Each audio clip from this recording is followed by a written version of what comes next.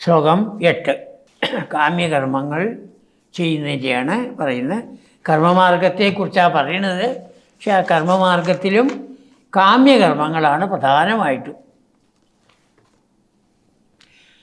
നിർവിണ്ണ കർമ്മമാർഗേ ഖലു വിഷമതമേ. കർമ്മമാർഗം ഏറ്റവും വിഷമം പിടിച്ചതാണ്. വിഷമതമം, ഏറ്റവും വിഷമം പിടിച്ചതായ കർമ്മമാർഗം. അതിൽ കാമ്യകർമ്മങ്ങളാണെങ്കിൽ ചോദിക്കുകയും വേണ്ട, അതിൽ വൈരാഗ്യം വരണം. കർമ്മങ്ങളിൽ ഇന്ന കർമ്മം വേണമെന്നുള്ളതായ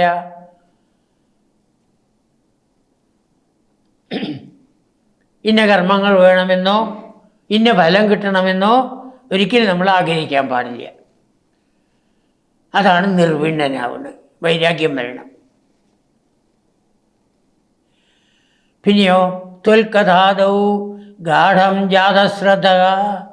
ഭഗവാന്റെ കഥ മുതലായത്, ഭഗവാന്റെ ആ മനോഹര രൂപത്തിനെ വർണ്ണിക്കുന്നത്, അതിലൊക്കെ ജാതശ്രദ്ധനാവണം, ശ്രദ്ധയോടുകൂടിയവനാവണം. എങ്ങനെ? ഗാഠം ജാതശ്രദ്ധ, ഉറച്ച ശ്രദ്ധയോടുകൂടിയവനാവണം. കാമാനൈ ഭുവനപദേ നൈവ ശക്നോമി ഹാതും. വിഷയങ്ങളെ ഉള്ളതായ സംഘം അത് ഉപേക്ഷിക്കാൻ വളരെ ബുദ്ധിമുട്ടുള്ളതാണ്. ഇതാണ്. എങ്കിലും ഭക്തിയോഗത്തിൽ ആ ബുദ്ധിമുട്ട് അനുഭവപ്പെടില്ല. അതാണ്. കഥാശ്രവണാദികളിൽ ഉറച്ച ശ്രദ്ധയോടുകൂടി ഇരിക്കണം.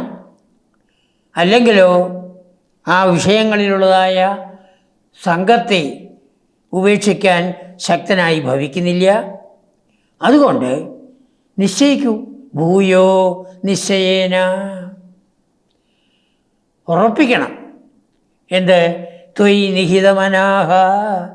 ഭഗവാനിൽ മനസ്സിനെ ഉറപ്പിക്കുക.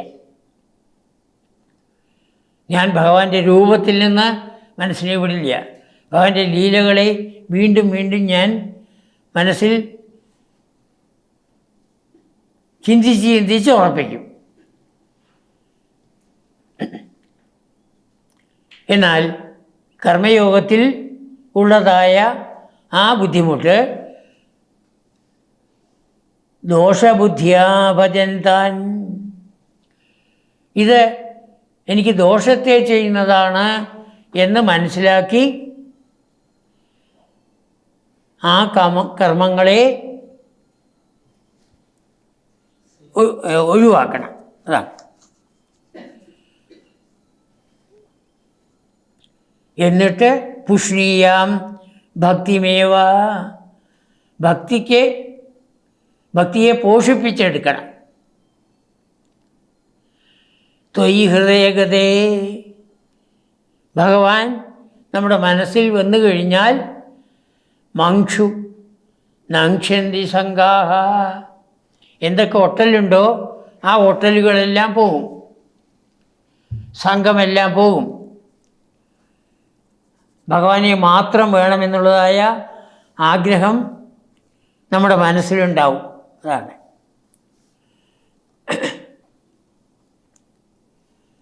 അപ്പോൾ വിഷയരസങ്ങൾ നമ്മളെ അത്ര വേഗത്തിൽ വിട്ടുമാറുന്നതല്ല. അതിൽ നിന്ന് രക്ഷപ്പെടാൻ ഭക്തിയെ ആശ്രയിക്കുകയാണ്. അതുമാത്രമാണ് ഏറ്റവും ശ്രേഷ്ഠമായിട്ടുള്ളത്. ആ ഭക്തി എൻ്റെ ഉള്ളിൽ ഉറപ്പിച്ചു തരണേ.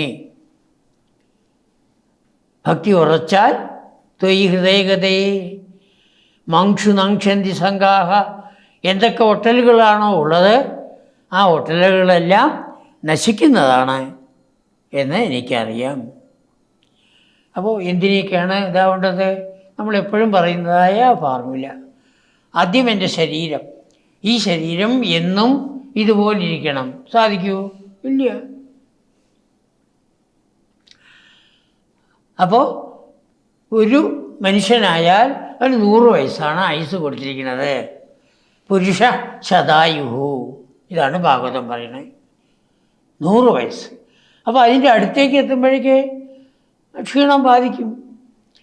അതിൽ നമ്മൾ ദുഃഖിച്ചിട്ട് കാര്യമില്ല, സന്തോഷിക്കുകയാണ് വേണ്ടത്. എന്തുകൊണ്ട്? പോകാറായല്ലോ,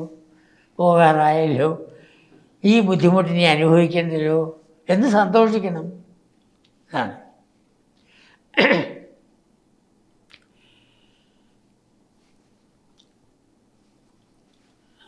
അപ്പോൾ കർമ്മങ്ങളെല്ലാം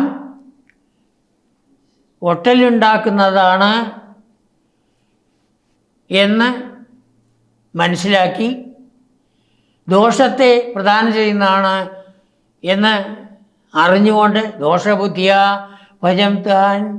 ഭജംസ്ഥാൻ പുഷ്ണീയാം ഭക്തിമേവ, ഭക്തിയെ, ആ ഭഗവാനിൽ മെല്ലെ മെല്ലെ ഭക്തിയെ വർദ്ധിപ്പിക്കൂ. എപ്പോൾ ഭഗവാൻ നമ്മുടെ ഉള്ളിലേക്ക് വരുന്നുവോ, ത്വയി ഹൃദയഗതേ മംക്ഷു നങ്ഷ്യന്തി സംഘാഹ, സംഘങ്ങൾ, ഒട്ടലുകൾ. ആദ്യം ശരീരത്തിലുള്ള ഒട്ടൽ, പിന്നെ ഭാര്യ, ഭർത്താവ്, മക്കൾ, മിത്രങ്ങൾ, വീട്, എസ്റ്റേറ്റ്, കാറ്, അങ്ങനെ വരും. ആ എല്ലാ ഒട്ടലുകളും മംക്ഷു നങ്ഷ്യന്തി, വേഗത്തിൽ നശിക്കും. പിന്നെ താമസമില്ല. വീണ്ടും ഭക്തിയുടെ മാർഗം. കർമ്മമാർഗത്തിൽ പോകുന്നവരുണ്ട്, നല്ലത് തന്നെ. പക്ഷേ കർമ്മമാർഗത്തിന് പല വിധത്തിലുള്ളതായ ബുദ്ധിമുട്ടുകളുണ്ട്. ഭക്തി തന്നെയാണ് വേണ്ടത്. ആ ഭക്തിയിൽ മനസ്സിനെ ഉറപ്പിച്ച്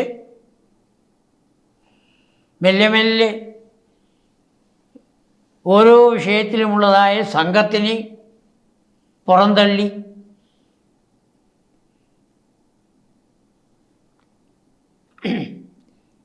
എത്രത്തോളം ഭഗവാന്റെ നാമങ്ങൾ, ലീലകൾ, ഇതൊക്കെ ചൊല്ലാമോ ചൊല്ലി പുഷ്ണീയാം ഭക്തിമേവ, ഭക്തിയെ ഉറപ്പിക്കണം.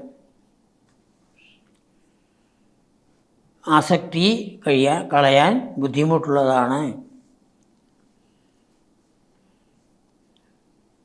ഭഗവാൻ മനസ്സിൽ പ്രവേശിച്ചാൽ ആസക്തി മെല്ലെ മെല്ലെ പോകും. അതുകൊണ്ട് മനസ്സിന് ശാന്തി നൽകി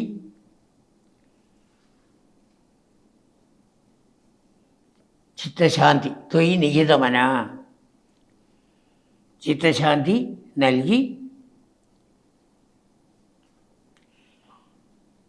ഭഗവാന്റെ ലീലകളെ വീണ്ടും വീണ്ടും വീണ്ടും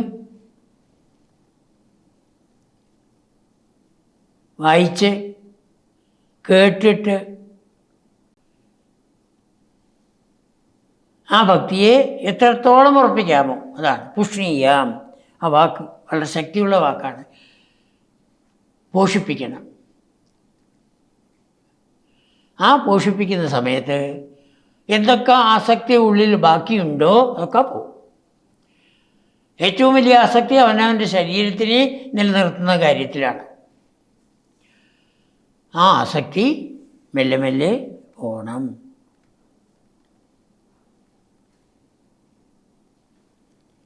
ഭഗവാനെ മനസ്സിൽ ഉറപ്പിക്കണം.